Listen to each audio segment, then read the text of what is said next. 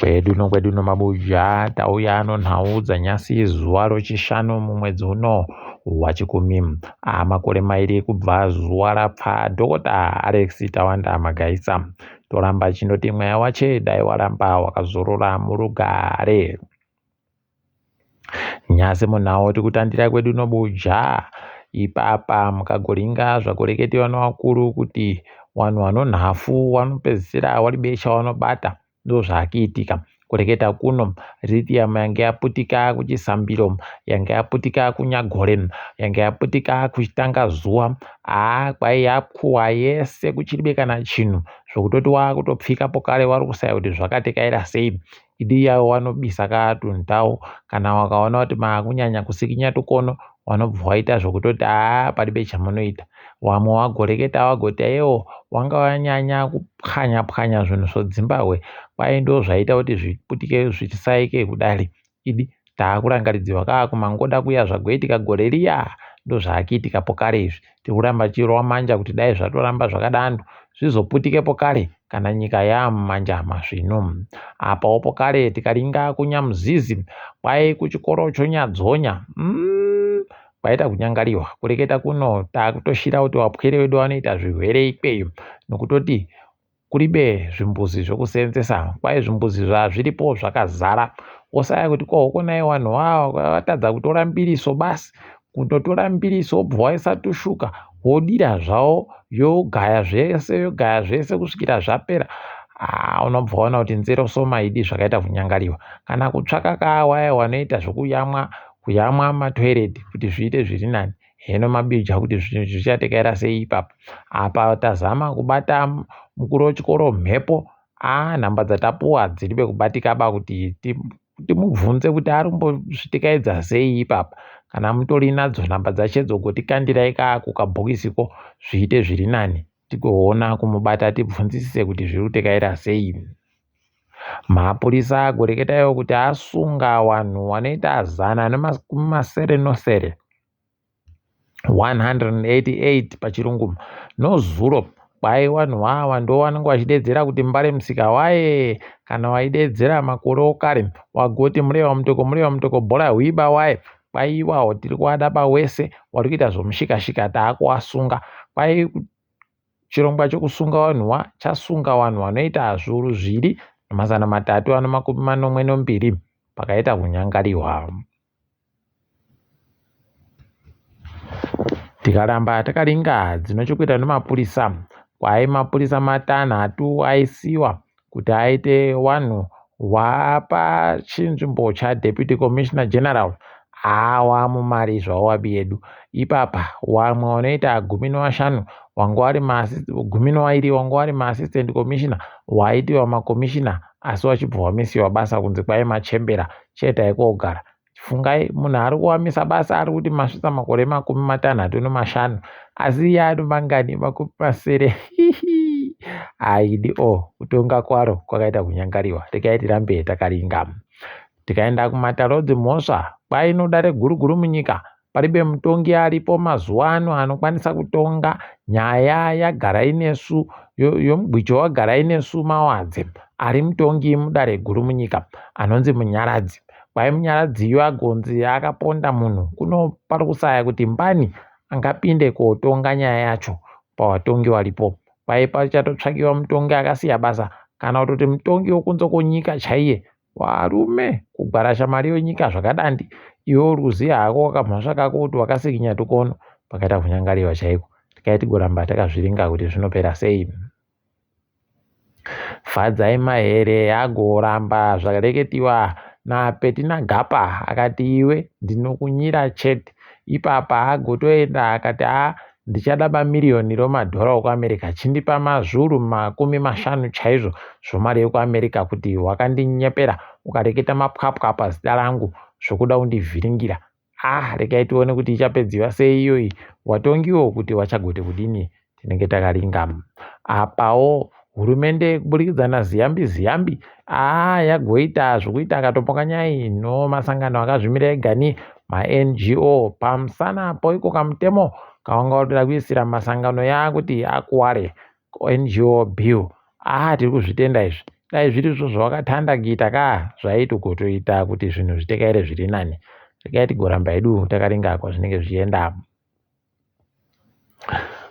Wamunangarwa kwaiva nguva vari kutoreketa kuti nyika yedu ino zvicheriwa zvakawandisa zvokutoti vanhu ukauye muise mari muvhu redu nokuti rino zvicheriwa ikovangu vari kumakoria kuku varume regai hedu tirambe takandoringa kuti zvinenge zvimbopera zvakaita sei, tinenge tiri kunyepai. Wari kuringa zviri kuitika izvezvi wagotoona kutoti vanhu vazhinji vakufamba vakapfekera zvifuka usuno nyaya yekusha kuhwara noicho chirwere chiri kuvhiringa vanhu mazuva ano, chiri kubodora mabhonzo chobva chakuwadza kana mabvi mese mumu nokukotsora kana kuirodzihwa ronhuhwa raita kuita kugara kupfunya chisero chaiko, wobva waita kusaya kuti kohoko naye wakomana wokuro kare waripi wagobatsirika vanhu vobuja kuti warike kugobatirwa nezvirwere zvakadari.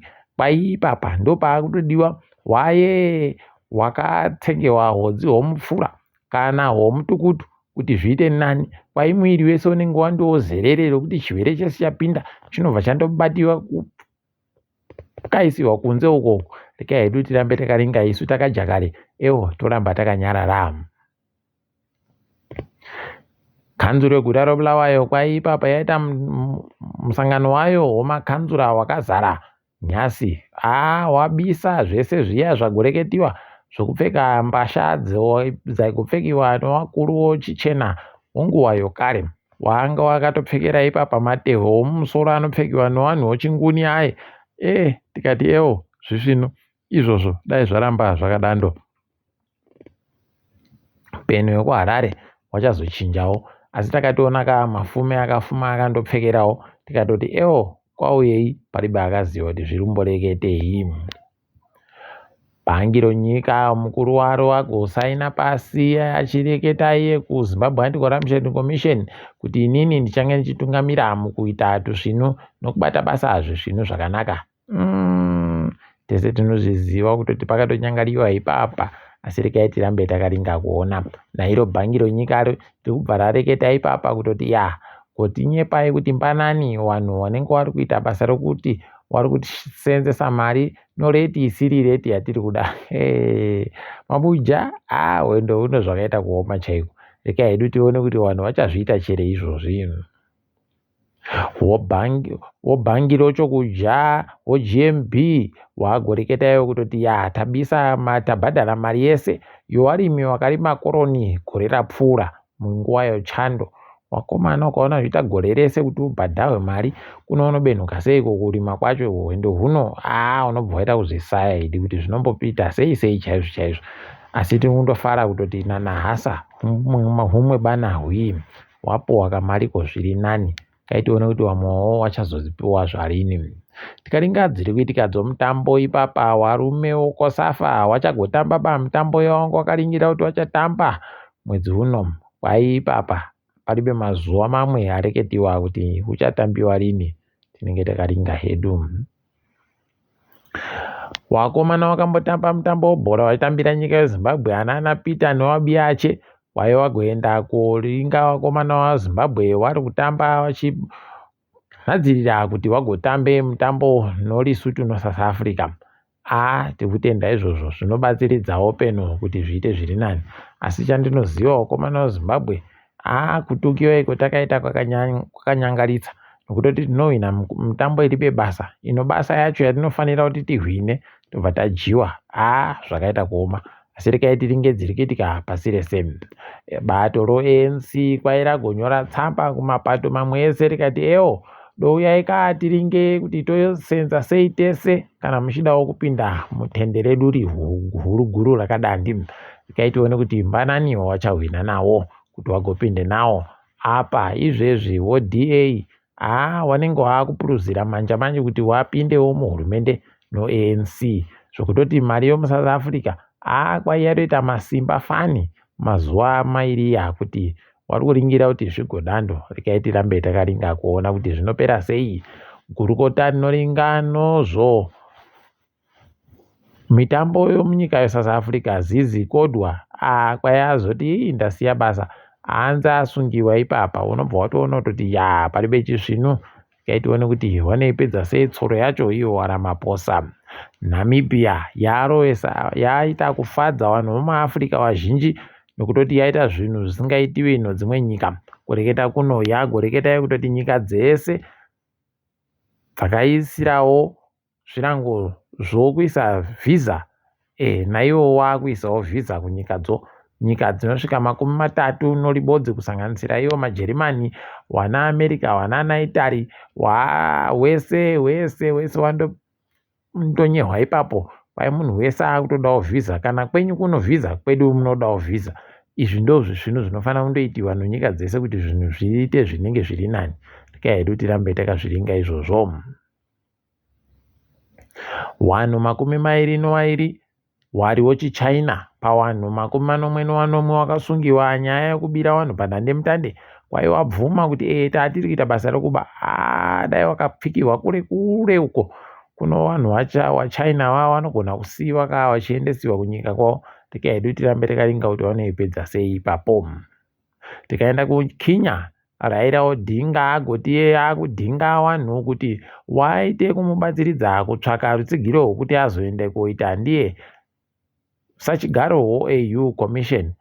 Watsanwa dai wachienda kozorora kana wakomana wariko kusiyana nezvakawanda zvizvi wachinyora mabhuku nokutamba nevazukuru wachinyepa vazukuru ngano ndo wakuru kawo akufanira kunyepa vazukuru ngano kuno wakawenga vazukuru wavo varume wanoita kushamisa. Umwe anoita zvokuimba Asha Raymond kwai ipapa achapuwa mubairo womunhu aita tusvinu paupenyu hwache kuBET. Kuramba tichirova manja tichiti makorokoto. Chimwe chatifadza nyasi kwaino Canada izvezvi takutanda kutochinja kutoti vanhu vari kuuya kochengeta chembere dzekuno wasiyana nevari kuenda kuchengetera chembere kuUK kwai vanenge vandokwanisa kuuya kuchengetera chembere ino wakubva wapuwa permanent residence ipapo uchindosvika wakubva watoinzi yako wochidekara kuita munhu musvinu wodekara kuita deka ndozvisvinu izvi. Vanhu ngavachitotande ipapa kufunga nzvimbo dzekuenda kuCanada kuramba wachindotutira naBritain nokutoti Britain kunoramba kuchinetsa kunzi kwai goreka kuya nevanhu vako goreka kudini. Aiwa tikuramba tichitenda iwo kuCanada mukana wazaruka mabuja endai kochengeta chembere dzinoita kuti muwane chouwiri chiri nani. Tiri ipapo mabuja tikaiti gumire pano ndini wenyu mhanduwewo nawo.